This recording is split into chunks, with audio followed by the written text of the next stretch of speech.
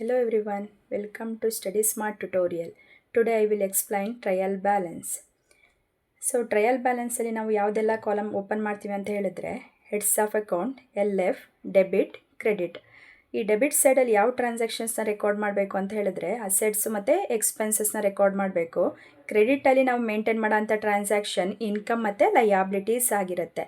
So capital liability 30,000, drawing expenses 6,400, stock debit side 20,000, purchases expenses 26,500, return outward purchases expenses ಆಗಿರುತ್ತೆ. Return outward ಅಂದರೆ purchase return, it is always treated as an income, credit ಸೈಡಲ್ಲಿ record ಮಾಡಬೇಕು.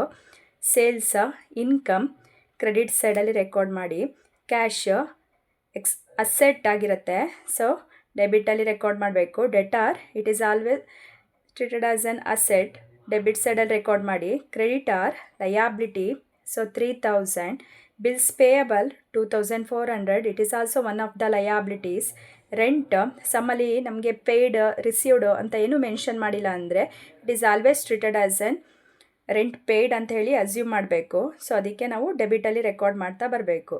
Salary expenses 4,400 debit ಸೈಡಲ್ಲಿ record ಮಾಡಿ. So trial balance ಅಂದಾಗ both debit ಮತ್ತು credit equal ಆಗಬೇಕು.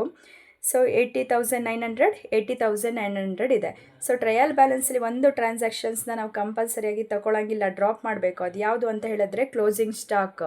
ಆ ಕ್ಲೋಸಿಂಗ್ ಸ್ಟಾಕ್ನ ನಾವು ಯಾವುದೇ ಕಾರಣಕ್ಕೂ ಟ್ರಯಲ್ ಬ್ಯಾಲೆನ್ಸಲ್ಲಿ ತಗೊಳ್ಳೋಂಗಿಲ್ಲ.